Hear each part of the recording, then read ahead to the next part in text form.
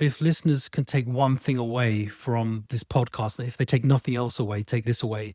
There are no shortcuts. 99.9% of the products and gimmicks and supplements that you are sold in health and wellness do not work, or at the very least, they don't work in the way that's claimed. There is little to no regulation.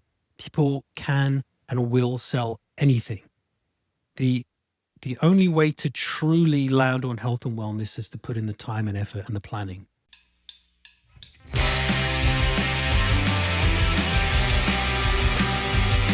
Hello, and welcome to the November 14th, 2025 edition of the TriDoc podcast. I'm your host, Jeff Sankoff, an emergency physician, a triathlete, a triathlon coach, and a multiple Ironman finisher, coming to you, as always, from beautiful, sunny Denver, Colorado. The voice you heard at the top of the program was that of my guest today. He is an exercise physiologist. He is a science communicator, and his name is Nick Tiller. Nick joined me from Scandinavia, where he is in residence and working on a new book. And he shares a similar interest to a guest I had pretty recently on my program, Dr. Jonathan Jerry, in helping athletes sort out a lot of the misinformation and disinformation. Yes, there is a difference between those two things that so permeates social media and is continuously influencing athletes in making decisions as to what kinds of things they should be putting in their body and on their body to try and help them achieve the kind of results that they wish to in their training and racing. The kinds of things that we try to help dispel on this podcast, well, Nick works very hard to try and help athletes understand how to sort through all of the chaff and really make the best decisions when it comes to understanding what they're reading, what they're hearing, what they're seeing, and make good decisions for their health and wellness. He is going to join me a little bit later on the program, and I think you will enjoy that conversation very much. Before we get to that, the medical mailbag has a somewhat lighthearted, almost whimsical kind of conversation about a subject that was sent in by a listener. We are going to be talking about earthing or grounding. It's a little bit out there. It doesn't completely tie into multisport, but you will hear that it does have some connections. We had, I want to say a little bit of fun in trying to answer this question, but I think you will at least appreciate that we are here at the TriDoc podcast, putting in the work, getting to the bottom of these questions so that you have a better understanding of what's coming across the airwaves. This was a question that was submitted after one of our listeners saw something on Amazon Prime, of all places, a very well-funded and slick documentary about this subject, earthing or grounding, and we are going to look into the science around that subject, and that's going to be coming up in a short bit. Now, as you know, I have just recently returned from Marbella, Spain, where I got to participate in the Ironman 70.3 World Championships. It was quite a spectacular event, specifically when it comes to the professionals who had just an amazing day of racing. We have really been treated to quite a series of races, of championship races for the professionals, going back to Nice in September, and then of course the epic day in October of the women racing for the Ironman World Championships, and then we had both the women and the men in Marbella, both of whom provided us with just tremendous days of racing. To see Lucy Charles-Barkley and Taylor Knibb come back from their epic collapses in Kona and be able to perform at the highest level and, in fact, finish 1-2 on the podium was, in my mind, quite surprising. I didn't think both of them, or either of them, really, would be able to perform at that level in such a short time after the kind of physiologic stress that they endured in Hawaii. But there they were, doing exactly what they did, leading from pretty much the get-go and holding off the rest of the field the whole way. And Lucy Charles establishing herself as the two-time 70.3 World Championship, separated by, a couple of years, I guess, in between her two championships. But still showing that she remains a dominant force at that distance. And really, it was quite a performance. On the men's side, an epic sprint finish that nobody saw, apparently, because the broadcast, once again, Ironman distinguishing itself in not exactly the right way. They had a phenomenal location for a race, scenic, really beautiful, and then the whole thing went apart in the last 100 meters as Yella Gaines and Christian Blumenfeld were sprinting to the finish. The broadcast apparently did not hold up, and people didn't actually see what happened. And I understand, not having watched it myself because I was participating, that the commentary was its usual, shall we say, subpar performance, led by the usual tag team of Rinny and Mike Lovato, who did not distinguish themselves yet again. So as we look ahead, we have to wonder whether or not Ironman is going to listen to the people who actually watch these programs and update their broadcast. Are they going to try and professionalize the broadcasts and make it something that we all want to watch and listen to? I don't know. I don't have an answer to this. I certainly hope that they will, because I, for one, really enjoy watching the professional races. I don't turn the audio on because I find it just not worth listening to. And I would really prefer that it was something that I could think of as much must see viewing. And the only way that that's going to happen is if they invest a little bit of money, a little bit of time into improving. Will they do that? I'm not terribly optimistic. I know that my partner at our sister podcast, the Tempo Talks podcast, Matt Sharp, he thinks that a tipping point has been reached and that Ironman is going to have to do something to improve the quality of broadcast. We'll see. We can only hope. As to the event in Marbella itself, I came away with kind of a plus-minus sort of feeling about the whole thing. The course itself was spectacular. It was very, very difficult. The swim in the ocean was fine. A lot of turns kind of made it slow for everybody. Certainly the best swimmers had their usual time, but for people who were kind of average swimmers like myself, our times were really impacted by the constant turns on the course. That is not a knock on the course itself. It's more a knock on the swimmers like me who just aren't able to manage a course like that. I actually enjoyed the swim course, though. The number of turns actually made it a little bit easier to manage mentally. Still, it slowed my time down. Coming out of the water and onto what was the most difficult bike course I've ever had to contend with, it was still one that I had trained for and actually felt like I managed quite well.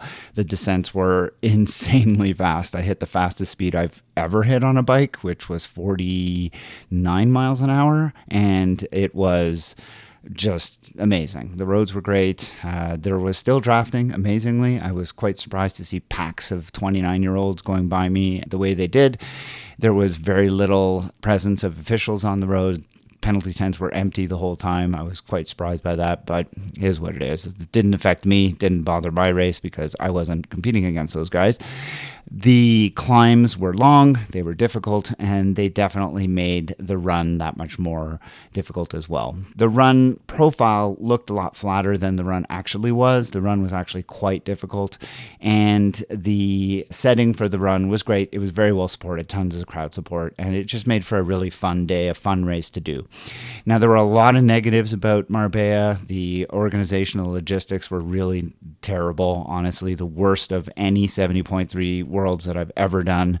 And that's going to be something that's going to be discussed in much more detail on the Tempo Talks podcast, which is also coming out today. It's delayed. Matt and I have had some scheduling issues, so it will be out, but it will probably won't be out until much later today or even tomorrow. So I encourage you to look that up if you're not already a listener, and you can hear my thoughts as well as Matt's and our discussion about the logistics and just the overall kind of experience of Marbella. That will be a subject that we will get into in much more detail on Tempo Talks. Here on the TriDoc podcast, though, we are going to move straight into the conversation around grounding or earthing, and that's on the medical mailbag segment, and then after that, my interview with Nick Diller. That's all coming up right after this break.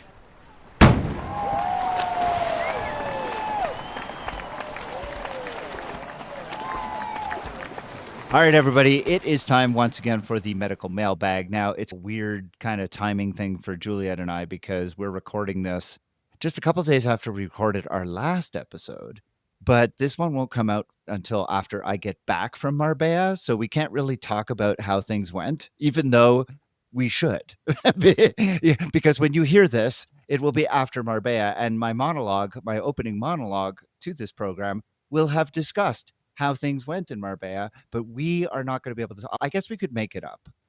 No, well, yes, amazing race in Oh, it was Marbella. so good. Oh I had so my much fun. 50, 100 meters, 50, 100, I don't want 800 to feet. jinx it though. I don't want to jinx it. So yeah, let's. No, we'll do it. We'll Yeah, do it in the next episode, which will then be yeah, 10 days after, and everyone's going to be sick of hearing but about it, that's but we're okay. still going to talk about it. That's okay. Yeah, we Yep. will have fun doing that. But I just wanted to explain to everybody the reason we're doing this is because I get back kind of midweek.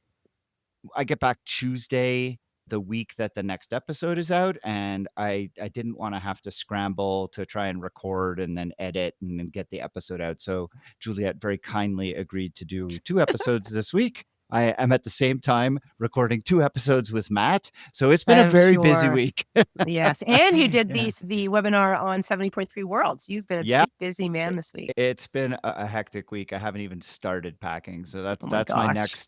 next thing to do. Fortunately, I'm off work tomorrow, so I'll have some time Good. to do that. Good. We, with all that said, we do have a medical mailbag, and I'm happy to say it's a listener question, though maybe I don't know, not.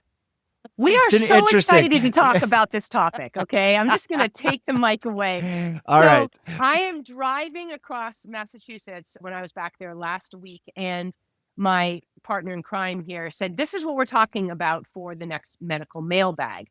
And he then sends me a link for a movie, which is like an hour and a half long. And I'm thinking, oh my gosh, I'm going to have to watch this one movie before I talk about the medical. And so don't do this at home, friends. I started to listen to it while I was driving because it's a good thing to do, like listening to a podcast. And I put it on 1.2 speed, and then I put it on 1.5 speed, and then I put it on 2.0 speed. And because it was crazy. And so this question comes to us from a listener named Jesse from Sebastopol. And he is really, honestly, he's really writing us more for marital advice than he is for this particular medical topic, because apparently his partner, his wife, was watching this documentary in the adjoining room, and Jesse was dragged into it and just could not believe what he was seeing on the screen, and asked Dr. Jeff Sankoff if he could kindly weigh in with a little bit more data and a little bit more research than this documentary, which is obviously very pro this topic. So what we are talking about is called earthing, which apparently is the process of returning to the earth. And what we mean by that is having quite literally more contact through our bare feet with Mother Earth, on the grass, on the sand, on the whatever. But other words, you can't just walk around your house barefoot. You actually have to be outside walking around on the field or a park or whatever it is. And there were a number of advocates for this. They interviewed a number of different people in the documentary. It all started with a young couple who was trying to heal their daughter, and they had tried everything. And then it went on to the story of this very successful cable executive who had everything, had all the money, had all the time, and was still not fulfilled and satisfied, and was ill and everything else. And so he decided he wanted to, instead of watching electrons go through cables, he wanted to figure out how to get electrons through his body, and on it goes. But the idea is that through returning to our roots and returning to contact with Mother Earth, by letting the Earth's natural forces flow up through our bare feet, we can heal many ills. So, Yeah, do you have anything else to add in terms of background there, Jeff?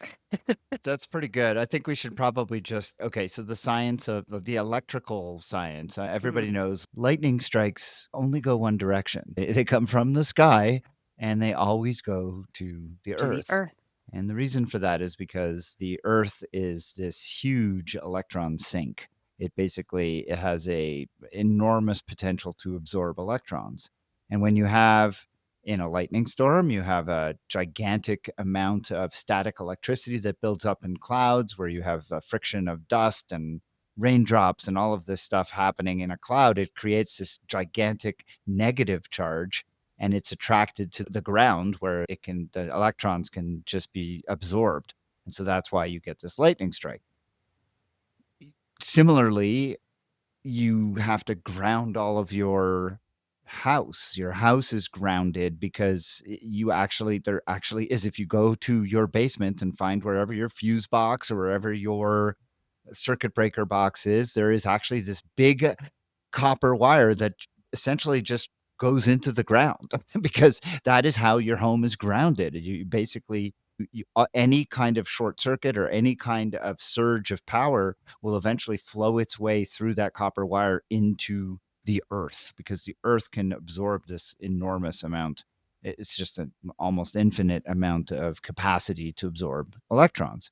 So I'm not, we couldn't really figure out exactly where this kind of idea came from. As far as we could tell, Gwyneth Paltrow has something to do with it in terms of its rebirth, Right. which is never a good sign. But it's been around for a long time.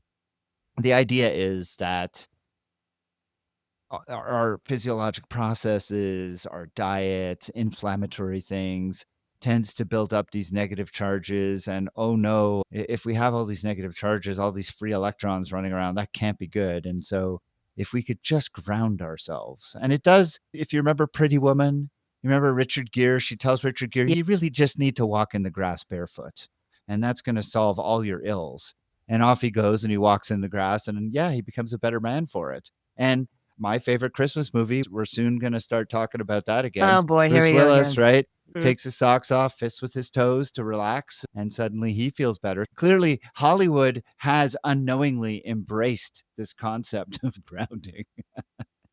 So the idea is that by getting in touch with the earth and allowing your electrical discharge to flow through your feet down into Mother Earth, you can somehow decompress, I don't even know what to call it, but Right.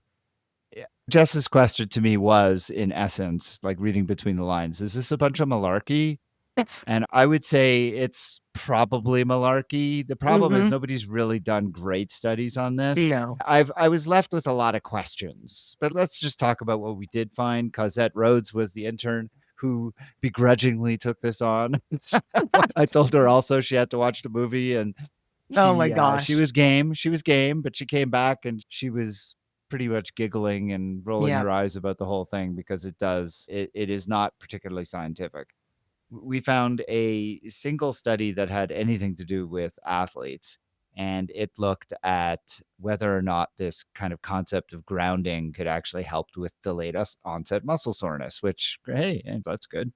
It does not, unsurprisingly. Again, it might feel good to walk around barefoot in the grass as long as there's no creepy crawlies in there, but it didn't do anything to change any objective measures. It did change, apparently, creatine kinase, which is a marker of muscle breakdown. And we've talked about this in the past. You could find changes in these kinds of biochemical markers, but if you can't see a change in actual measures, then does it really matter? So that's what we're left with there. We did find some other studies that basically said, look, there's a bunch of very preliminary kind of suggestive supporting, if you squint funny and you look in the right light, there is some evidence that this kind of idea of grounding, otherwise known as earthing, may have some impact on physiology and could improve some certain health incomes. And all of the keywords here are may and could, because there's really no obvious there's no good evidence here. Nothing has been done to really investigate this in any really good, clear way. Most of the stuff that's been done has been a lot of theoretical. We think this is good because, but nothing has been done to really show that it would be. And I know you and I were both left with questions like, why do you need to do this outside? Your house is grounded. Your house Grounded. is part of Right. your house, unless you live in an apartment building where your apartment is grounded as well, but when you live in a concrete sort of floors apartment building, you are somewhat detached. It's not, you are not totally insulated. You still have a connection, but when you're in your house, certainly if you live in a single level house, you're pretty grounded. Pretty So close. why not But just walk also, around there? last year or last episode, we talked about this concept of confounding principles. If you go outside and walk around outside, that's going to be good for you, no matter what. Yeah. And if you walk around outside in a really nice place where you can take your shoes off and actually go barefoot, even better, because that means it's clean and you can mindfulness, slowing down. We know all of this is good for you. I know. See, we're all Is rolling our electric. eyes, right? I know. Yeah. But yeah, people get outside, go walk across the field. You'll feel better. The other thing is they talked a lot about how, disease really it was the invention of shoes that led to Oh, all that's of our right. problems. All of our problems come from the But development no, of not just shoes. any shoes. Right. Rubber-soled shoes, Rubber-soled shoes. not And right. moccasins. And so I was like, but rubber-soled shoes are a fairly more recent thing, and we don't wear rubber-soled shoes all the time.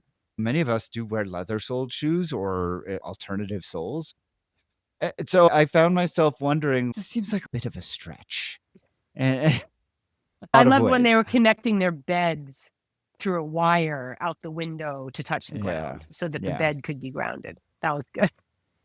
Jess, Anyway, Jess, Je- yeah, yeah, we feel confident in letting you tell your wife that, look, once again, not going to hurt you unless you're out there during a lightning storm. But right. In barefoot we grass, think this on is wet we grass. think this is very much overblown in this documentary, very much overhyped in terms of its ability to really do much of anything. And like Juliet said, I think the psychological well-being is not to be scoffed at, but at the same time, I think that's probably the most you're going to get out of this. The miracle anecdotes that are presented in the documentary are laughable in that, come on, seriously? All I could think of when I was watching the video is cursing Jeff and thinking, God, this is an hour I'm never going to get back. These are the sacrifices that we make for our For listeners. the medical mailbag. That's right. Yeah, they don't understand how much duress What we we put go ourselves through. through. Mhm.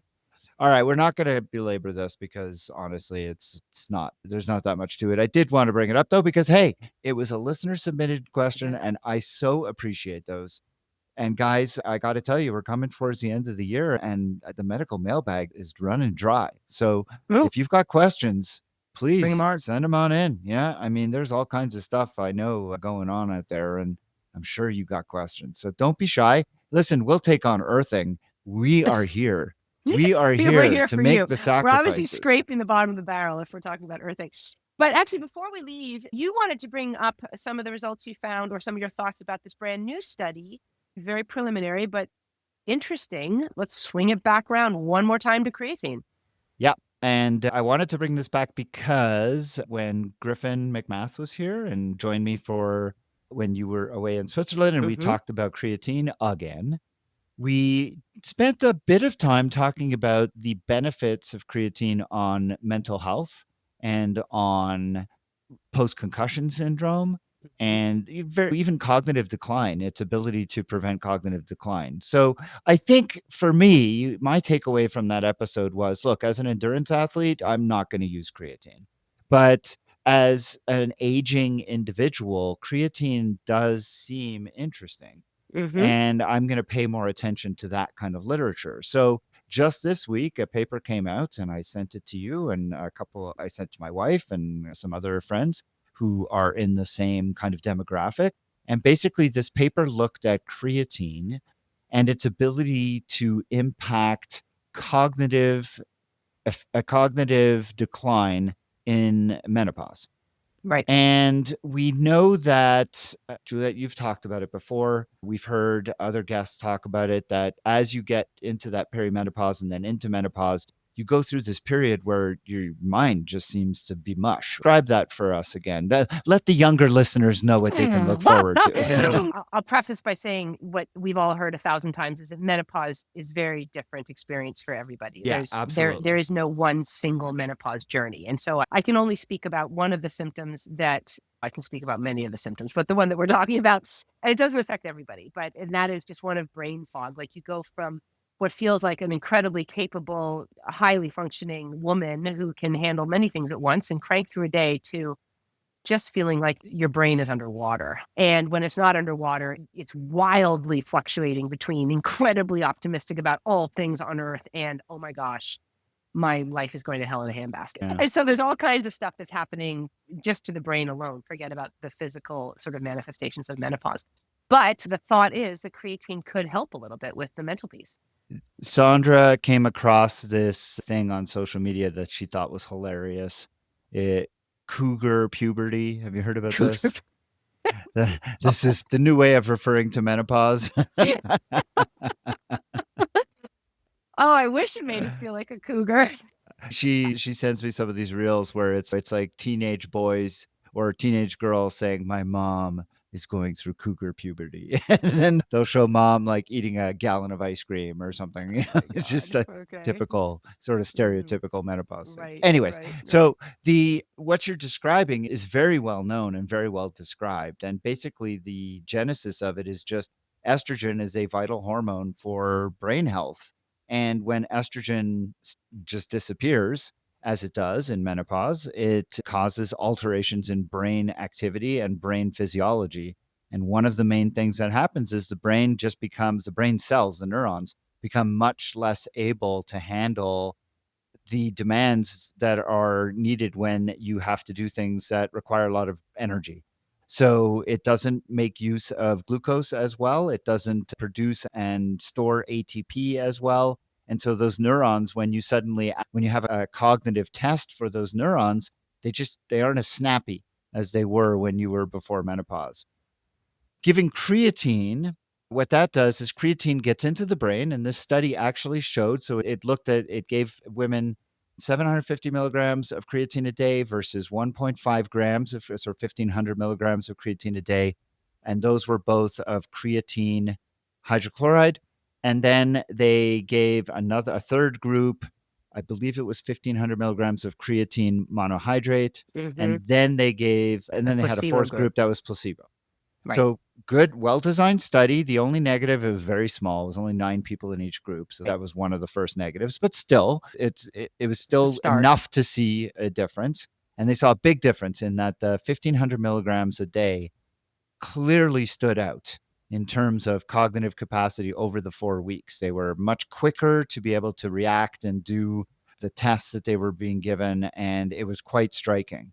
And the reason is because the creatine, they were able to show with these specialized scans that the creatine was getting into the neurons and was actually there was large amounts of creatine in those cells. And creatine works as like an energy buffer and actually improves the energy transfer system by virtue of its creatine phosphate. And it's a buffer for phosphate. And so it helps with ATP formation. And so these neurons were basically getting like a boost. It was like a Red Bull or a Monster for your neurons.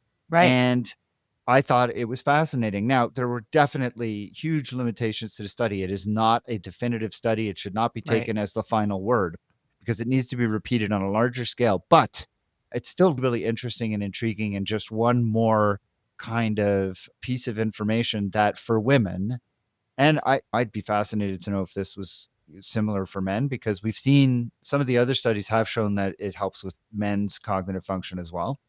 But for women who are menopausal and having these kind of cognitive difficulties, this may be a way to get around it. And it's not huge amounts. 1500 No. milligrams is a much smaller amount than what we see for putting on muscle. Yeah. So I thought it was fascinating. I think it's a really interesting study. The limitations, I just want to get back to the limitations. I think the major limitation, besides the small sample size, was the fact that they did not stratify the dosages by weight. So you had women who were very small taking 1500 milligrams, and then you had women who were very large. So the milligrams per kilogram was not nearly the same in those women. So it would be interesting. You would hope to see a dose response that was based on milligrams per kilogram. So that would be, those would be the two major limitations, but I still think very promising, very interesting, and I hope more to come. And as our listeners know, from time to time when we see something that is tickling around the edges of being effective, we go ahead and try that ourselves, right? Like you are trying the Lumos mask right now before you head off. It's not Lumos. Yes, it is Lumos. Yeah. Before you head off to Worlds to see if it helps with your jet lag. We've both experimented with tart cherry juice, spirulina, which we found through the research to be effective. So I went and bought a jar of creatine. I'm not a big supplement user, but I started it this morning, 750 in the morning, 750 at night. That's like 1500 a day. That one test group that had the best results. And I have to tell you, after only one dose, I got the Wordle in 3. I got the medium pips in under a minute. So clearly it's already having a huge effect, and I can't wait to report back. If I get the hard pips in under 2 minutes, I'm sold. It's only $30 for 90 servings. Okay, so first of all, $30 for 90 servings is great. Yes. 90 servings, what? Sorry, that's 45 days. That's 45 days. That's $1,500 a day. $30 for 45 days. That's not bad. Days. No, not bad. as I got it off supplements go, that's Amazon. I not bought bad. the hydrochloride. Yeah.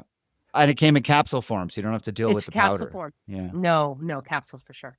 If you're a Wordle player, listen up. This might be the ticket. In 3, people. Pips is even harder. Medium pips, 300 a minute. Awesome. Yep. Anyway, I'll Right. let you know. Okay. If you have a question about creatine, we've answered creatine a few times, but if Yeah, you have yeah. other questions about creatine, if you have questions about something esoteric like grounding or something really tri-related, we want to know. So please go ahead, reach out. You can reach us in the Facebook group. If you're not a member, just answer the easy questions. We'll gain you admittance. If that doesn't suit your fancy, then send me an email, tri_doc@icloud.com. I'd love to hear from you. We'd love to take on your questions in a future medical mailbag. For now, though, we are going to say goodbye. Juliet, we will pick up this conversation and talk about what went down in Marbella in our next Can't episode. wait. Good luck. The TriDoc community will be cheering you on. It's funny, we're saying good luck, but I've already I been. know, it's going to be, I know, whatever. All right. All right, Take talk to care, you everybody. later. We'll talk to you soon. And thanks, Juliet. Okay, bye-bye.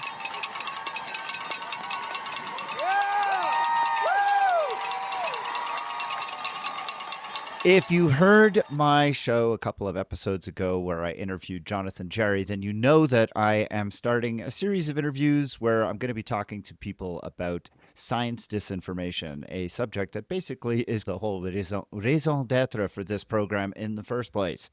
As you know from the medical mailbag, we every single episode tackle some kind of subject related to multisport and endurance athletes, and we look at the actual science behind the claims being made by the manufacturers and promoters of whatever it is that we are discussing. And invariably, you know that there's a big disconnect. Unfortunately, in the current environment, we're seeing disinformation really run amok, and it is taking its form across governments. It's taking its form very much in social media, and it has impacts on public health, and it definitely has impacts on us and endurance athletes in terms of what we choose to put in ourselves, how we choose to train, how we choose to recover. And as I am a big advocate for choosing the big things that will actually make us better humans, better performers as athletes, and staying away from these little trivial things.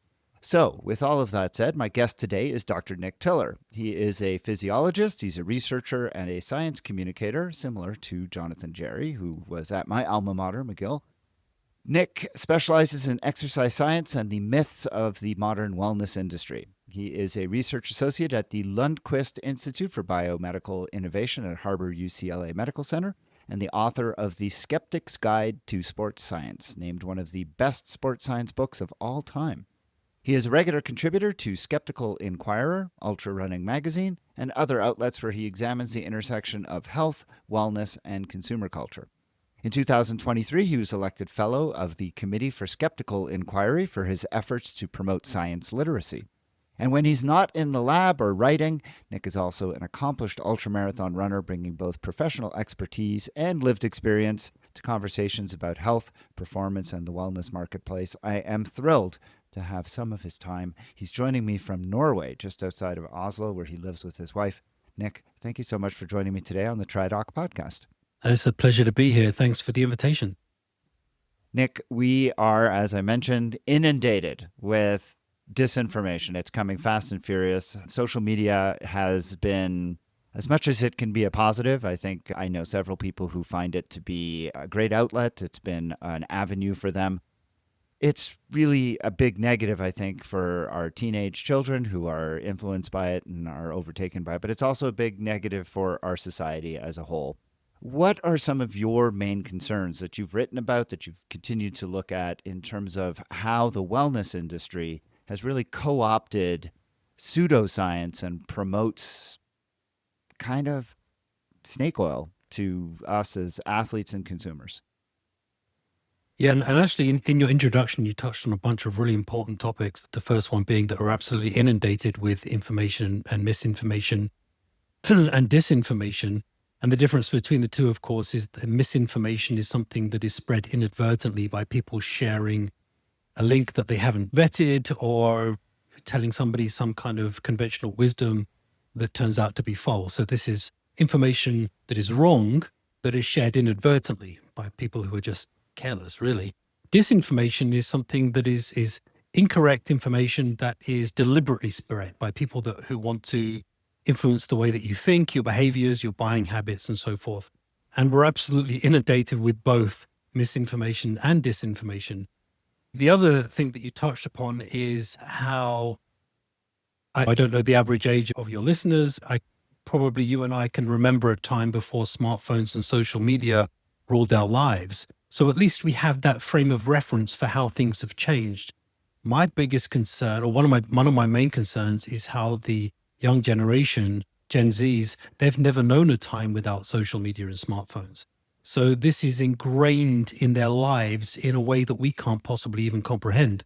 I'm working on my new book, which will be out next year, called The Health and Wellness Lie. And in it, I recount this very brief anecdote about my niece, who is now 12 years old. But when she was 18 months, I remember her crawling along the floor, picking up a photo frame. And this is before she could talk pretty much. And she starts swiping her finger across the glass, expecting the image to change. And because she thought it was an iPad. And so these technologies are integrated in our lives now in a way that there's no going back, basically. And the other thing, just to mention, is that I absolutely think that social media has had a net negative effect on the way that we communicate, on the way that we share information. Yes, it's brought so many positives, but when you look at the main avenues for how misinformation and disinformation are spread now, it's almost exclusively through social media, or you could say more broadly, digital media, but it's digital and social media. And these have become some of the main outlets for marketing and marketing misinformation. There is little to no regulation in health and wellness. There is no regulation on social media. There probably should be, but these are largely private platforms, so they have no legal obligation to control the content that they share. And why would they, when we know that incorrect information, falsehoods, fake news, if you like, are spread farther and deeper on social media than correct information in any category. And that's because the stuff that gets the most engagement, that's the stuff that makes people feel, that makes people react, that makes people engage with the content, is the more sensational stuff. So when you think about how health and wellness interacts with social media and smartphone addiction, which basically afflicts everyone, it's the perfect storm. And health and wellness has been evolving for many decades, but it was waiting for something like social media to come along, because it's got marketing devices in the pockets of every man, woman, and child on the planet. You said so many things there that Yeah, I I know, want to sorry. follow up on. No, it's great. One of the things I recognize in myself and compare to, say, my kids, or I try to instill this in my kids, is that we have, as a society, lost the ability to be skeptical.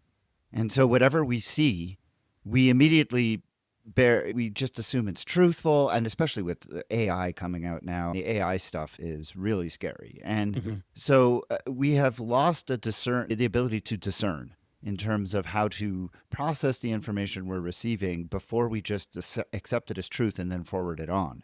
And to me, that's been a major shortcoming of all of us. And it's been something that these wellness influencers are very quick to just grab onto.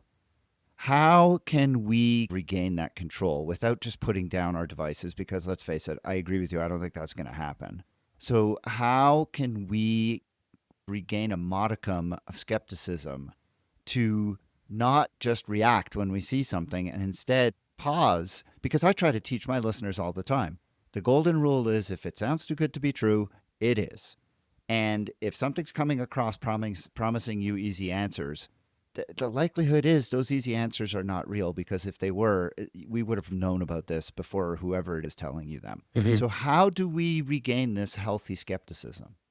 Yeah, two things have happened. You're absolutely right in that our critical faculties have been slowly eroded over time. But I think the main thing that's happened is that the health and wellness industry has evolved to be better at exploiting our cognitive frailties, our biases to begin with. I think those biases are always there. But whereas a few decades ago, 50 years ago, we basically got most of our news information from either the TV, or newspapers were still widely circulated, or magazines. If you go back 100 years, there were just a few magazines and newspapers that were in charge, that were responsible for the vast majority of news stories, there was less competition and they were able to put more time into producing quality content as opposed to quantity. Now we are bombarded with so much information. We have information overload. So it's difficult to discern the good from the bad information. But also marketing and social media and health and wellness intertwined within that have evolved very specifically to target our cognitive frailties. So it's not just that our cognitive faculties have degraded over time because we're reading less, because we have more fractured attention and so forth, but the marketing landscape has evolved to make us much easier targets. To answer your question, then, it means that we've got to upgrade our critical thinking machinery. We can't just rely on the fact that we're pretty good at telling when somebody's lying. It's not good enough to be able to think, I'm an intelligent individual, I can read an article and know that whether it's telling me the truth or not. We've actually got to do some work to reclaim some of the power. And just like you wouldn't expect to wake up tomorrow morning learning, but being able to speak a new language or being able to shred on the guitar, or you wouldn't turn up to an Ironman 2 days of training. It takes time to develop these skills, to develop these faculties. So it means, yes, it means reading. It means listening to podcasts like this. It means watching lectures. It means maybe even going to evening classes on critical thinking and scientific skepticism. Whatever it is, it means putting in the time to sharpen your critical faculties, because the information landscape is evolving. As I've said, it's evolving specifically to target our cognitive biases, to get us to buy things that we don't need, to get us to believe ideologies that are harmful. And so we've got to put in the work to make the requisite changes. Otherwise, we're just going to be prey. Could you expand a little bit on what you mean by the cognitive frailties and the cognitive biases? Because I think for myself, like one of the easy ones for me is we are inherently lazy. We don't want to put in the work. If somebody's going to promise us an easy fix to a problem, like I can give you product X and it's going to make you faster than your competitor without doing any extra work, you're automatically going to default to, oh, I want product X. So I think of that as a cognitive bias or frailty. What other ones or what inherent ones do you think of when I'm asking specifically because I want people to be aware of how they're being targeted by these very savvy marketers and wellness influencers? Yeah, absolutely. So the best thing to do is just to give your listeners some examples. There are hundreds of what we call logical fallacies. These are informal fallacies of logic, and they're basically, I guess you could call them mistakes or errors in reasoning that basically oftentimes leads us to making bad decisions. So in health and wellness, probably about a dozen come up time and time again. One of them would be the appeal to nature, which people are probably very familiar with. And that is the idea that something that is natural is inherently good and something that is unnatural is inherently bad. And the example I always give, when I was teaching, I used to ask my students, used to take them through this thought experiment. And it went like this. If you had in one hand a teaspoon of sugar that was cultivated in a lab, synthetic sugar, synthetic sucrose, table sugar, and in the other hand, you had the exact same stuff, but it was natural. It was grown in a field and harvested from a plant and turned into sugar. And they're absolutely identical in every way, but one of them's natural, one of them's synthetic. Which one would you rather put in your tea or coffee? And almost every single hand shoots up and they'd say, oh, I'd rather have the natural one. And I would always ask why. And the answer is inevitably, I'd rather put something natural in my body than unnatural. But the reality is, if these two sugars are identical, if you look at them under a very high-powered microscope, they have the exact same chemical structure. They'll have the exact same effect on the body when you consume them. They'll spike your blood glucose. They'll cause a short rise in your insulin levels. There's absolutely no reason to favor the natural one over the synthetic one. This is a bias, a cognitive bias that is very easy to exploit. For some reason, we've evolved this idea that natural is better. And so now you see products that are advertised ad nauseum with natural ingredients, all natural ingredients derived from nature. You'll see the best example is cane sugar versus corn syrup. Right. Exactly. Yeah. High fructose corn syrup it's basically just sucrose that has the chemical bond broken, and it has a slightly higher concentration of fructose, but it's just sugar. Exactly. It's just Yeah. liquid sugar. Same It's like calories, same as soon as everything. you Yep. as soon as you put table sugar in your mouth and your saliva starts to break it down into liquid, it basically becomes high fructose corn syrup, but just with slightly less fructose. So it has basically an identical effect on the body. Yeah, but everybody has demonized high fructose corn syrup because it's unnatural. And a lot of organic food is sold on the basis that it's natural. GMO food, or sorry, the anti-GMO movement is derived a lot because of this appeal to nature bias. But actually, when you break it down, there is no logical reason to favor something that is natural. It's just something very easy to exploit in marketing. And another similar one when we're talking about these biases is like the hearkening back to the ancient world. So Oh, that's things a that good are one. old. Yeah. So can you give us a good example of that? I know there's a lot. Yeah, this is called the appeal to tradition or the appeal to antiquity. And this again is the idea that everything that was developed in the olden days, in ancient times when athletes were pure and there was no disease and people lived off the land, that these things again are somehow better. But of course, in the olden days, if you go back to ancient times, the average age of survival was 30 to 35 years. People did die of chronic diseases. People died from tooth infections. It doesn't just because something is old, it doesn't make it good or effective. The common ones that we see in marketing would be the paleo diet, eat like your Paleolithic ancestors. There's nothing inherently wrong with the paleo diet necessarily. Actually, I think it advocates for some fairly good advice when it comes to not getting, normally it's like avoiding refined sugars, avoiding refined carbohydrates, getting fruits and vegetables and roots, and getting high protein. I don't think you should necessarily get too much red meat, but that's as an aside. Nuts and seeds, all good stuff. But the idea that it is inherently good because it's old or because it's something that our ancestors did is a fallacy. The other one is barefoot running. That one comes up a lot. Is run like your ancestors did. Running barefoot keeps you in contact with the ground, connected with nature.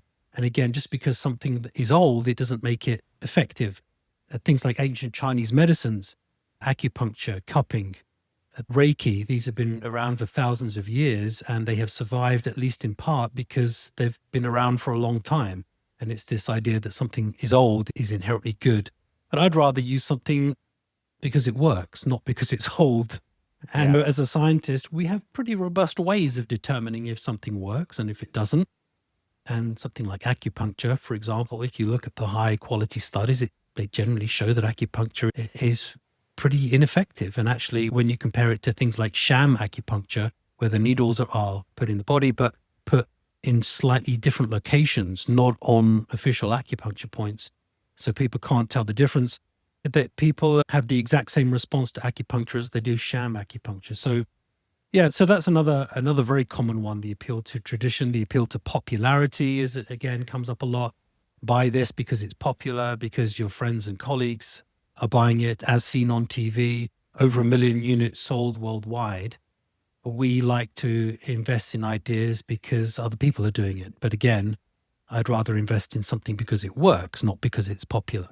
So those are just 3 examples of a dozen that come up very often in wellness marketing. So yeah, please go online and look up logical fallacies and learn about the various ways that marketing will leverage those biases to get you to buy things you don't need and believe things that you probably shouldn't. Yep. So many wellness influencers are, I mean, many of them are just people who are just dunderheads. That's just the Maha moms and all that jazz. But then there are a group of them out there who should know better. The Andrew Right. Hubermans of the world, the Joseph Mercola, who is trained as a physician.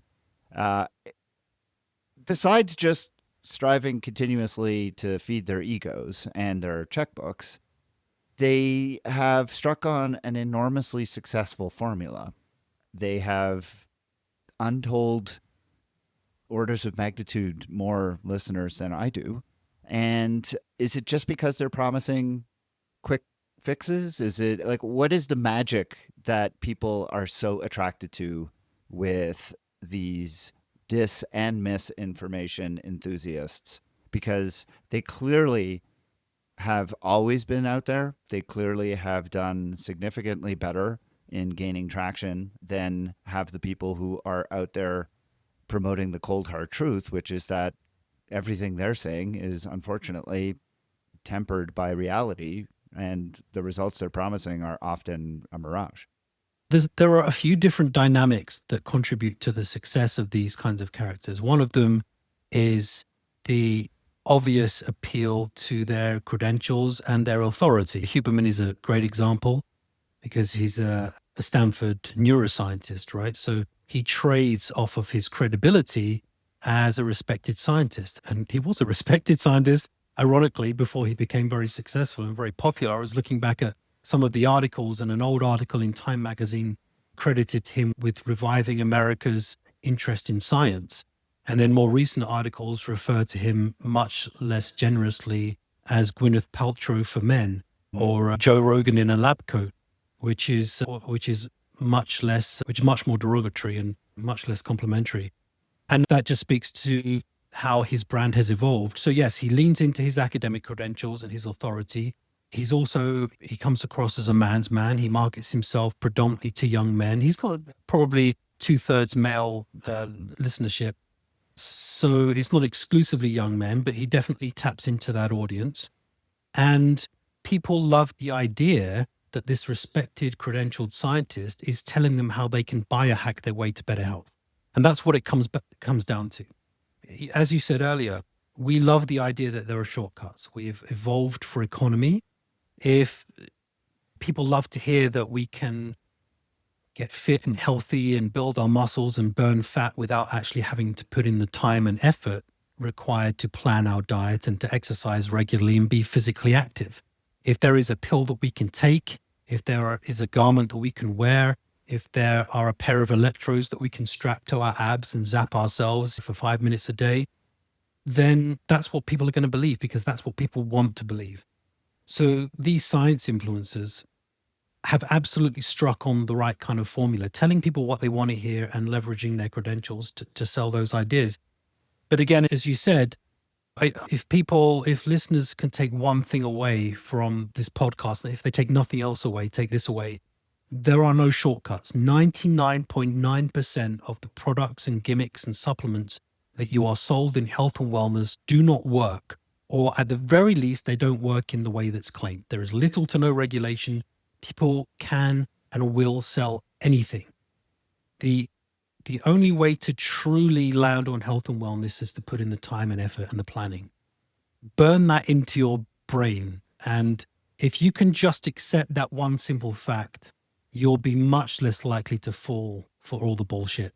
Because all of the wellness influencers and the wellness gurus and the science influencers, they're trying to sell you the shortcuts and the quick fixes. And you just have to trust and you have to believe deep down that you know that it isn't true. Well, Nick, I think we're done. I'm just going to put that little That's clip on repeat, and I'll just put that out every 2 weeks because I feel like I've been preaching that now for almost 200 episodes. Yes, I hear you loud and clear. I think that was well And make said. no mistake, look, I've been an exercise scientist now for more than 2 decades. I've run, I've lost count of how many marathons and ultra marathons. I've done Ironman. I've been around the block. I've worked in Olympic sport. I've been an associate professor and a researcher, and I've worked in mainstream health and wellness. I know this industry well. And I've been in the place where I've tried acupuncture because I had a calf injury that wouldn't disappear. And I've taken supplements that I didn't need. And I've wanted to believe that there were shortcuts and quick fixes.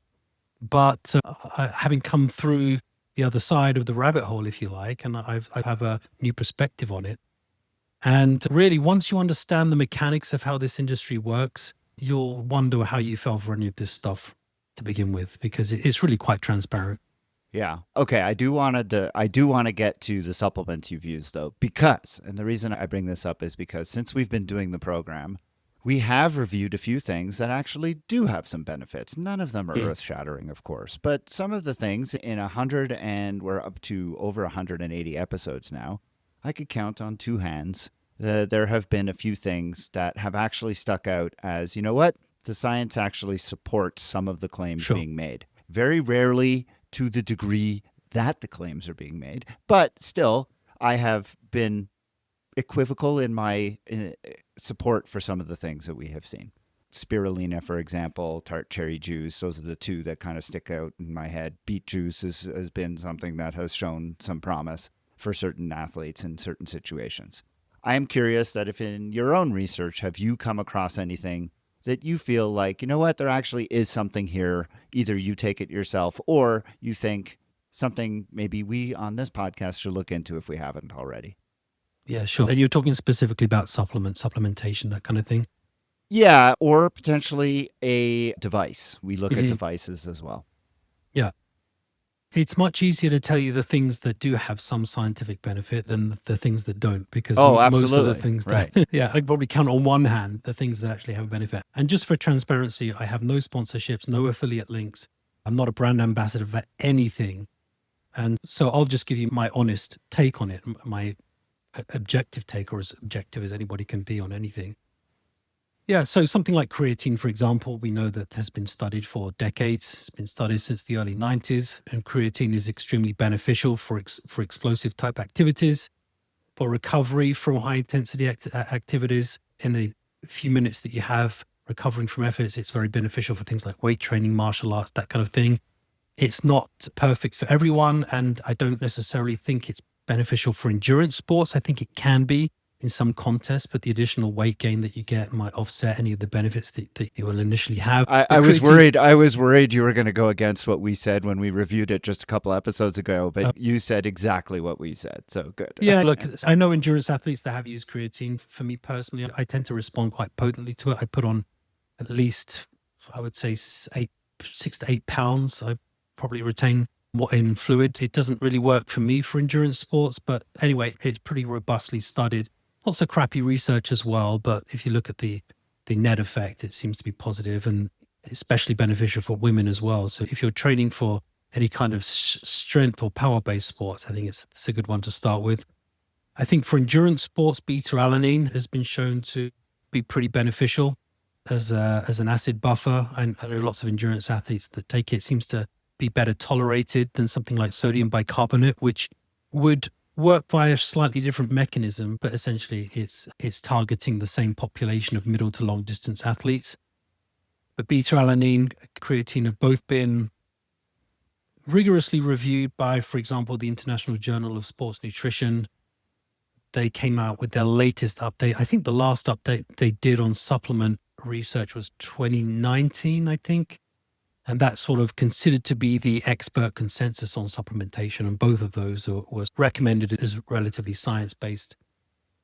Beyond that, I'm pretty conservative when it comes to supplementation because, number one, I don't just look at the research, but I look at the quality of the research as well. And I know that a lot of research in sports science, especially sports nutrition, is quite crappy, unfortunately. So even when there are studies showing beneficial effects, I set my bar a little bit higher. I need there to be good studies showing beneficial effects. Then you have to throw into the mix the idea of, or the fact that something like 1 in 7 over-the-counter dietary supplements are contaminated. So you have to use supplements that are third-party tested, and not many of them are. Then you have to throw into the mix the idea that a lot of supplements are very expensive. Supplements are sometimes not just contaminated with anabolic steroids or stimulants, but sometimes heavy metals get into supplements as well.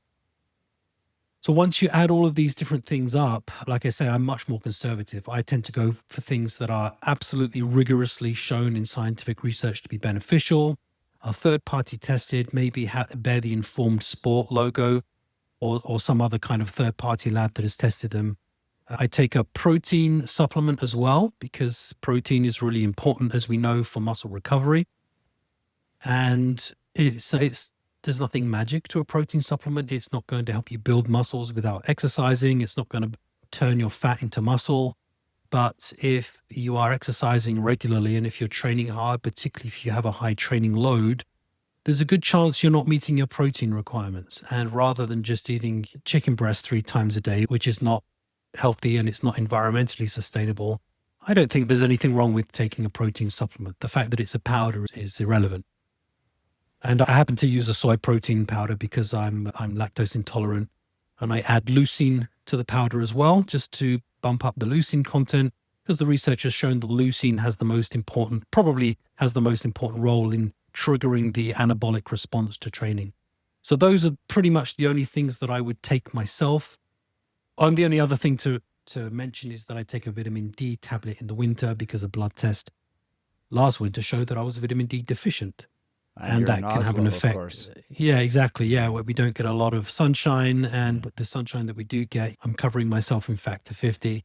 So I don't get a lot of sun. I don't get a lot of vitamin D. So I supplement in the winter with fairly low dose. And again, that's off the back of a blood test that showed that I was deficient. Those are all really good points. The crappy research is one I bring up a lot. So frequently we see either non-controlled trials or trials on very small numbers of people or on just animals, or they're studying in very controlled experiments, or they're not measuring things that really matter to us. They're measuring biomarkers as opposed to actual performance results. So these are all Yeah, things and that I have. and you got to look at the effect size. Even if a supplement does work and it shows a statistically significant effect in the study, how does that translate to a practical benefit? Is it worth the time and effort and expense and the risk of contamination? And the other thing is that even if you do take a supplement that works, it should be considered the cherry on the cake or the icing on the cake. The cake itself comes from your nutrition, comes from your training. 95 to 98 to 99% of the adaptations you'll get will come from training and eating and sleeping. Yeah. If you want to use a supplement, once you've got all of those things in place, then knock yourself out. But until you've optimized and perfected all of those things, then I wouldn't even waste your time on supplements. All very well said. I'm going to have to look back at beta-alanine. Beta-alanine was something I reviewed very early in the course of this podcast. And at the time, I believe that I found evidence that suggested that it was beneficial, but not to the extent that you're saying. And I know there's been new research since I looked at it. I will go back and take a look at that for an upcoming medical mailbag. Dr. Nick Tiller, he is a physiologist, researcher, and science communicator. He has written a very popular book, one of the best sports science books of all time. It's called The Skeptic's Guide to Sports Science. I will put a link to it in the show notes. And you said you have a new book coming out next year? And what was that one? Yeah, it's called The Health and Wellness Lie, which is in line with what we've sort of been talking about today. And as you'd expect, it's an expose of the health and wellness industry, everything that it is, everything that it claims to be, and how to navigate the industry with your integrity and your wallet intact. It's going to be published in the US and Canada by Johns Hopkins University Press, in Europe by Bloomsbury Publishing, and I hope that it will be out by the spring, but it's probably more likely going to be the summer. Excellent. But watch this space. We will look forward to it. Nick, thank you so much for joining me for this fascinating conversation. I really enjoyed it. You're welcome. Thanks so much.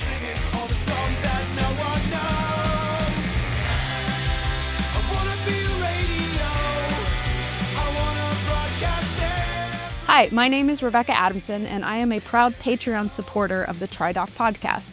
The TriDoc podcast is produced and edited by Jeff Sankoff, along with his amazing interns Cosette Rhodes and Nina Takashima. You can find the show notes for everything discussed on the show today, as well as archives of previous episodes at www.tridocpodcast.com. Do you have a question about any of the issues discussed on this episode? Or do you have a question for consideration to be answered on a future episode? Send Jeff an email at try_doc@icloud.com. If you are interested in coaching services, please visit tridoccoaching.com or lifesportcoaching.com, where you will find a lot of information about Jeff and the services that he provides. You can also follow Jeff on the TriDoc Podcast Facebook page, TriDoc Coaching on Instagram, and the TriDoc Coaching YouTube channel. And don't forget to join the TriDoc Podcast private Facebook group. Search for it and request to join today. If you enjoy this podcast, I hope that you will consider leaving a rating and a review, as well as subscribe to the show wherever you download it. And of course, there's always the option of becoming a supporter of the podcast at patreon.com/TriDocPodcast. The music heard at the beginning and the end of the show is Radio by Empty Hours and is used with permission. This song and many others like it can be found at www.reverbnation.com, where I hope that you will visit and give small independent bands a chance. The TriDoc podcast will be back again soon with another medical question and answer and another interview with someone in the world of multisport. Until then, train hard, train healthy.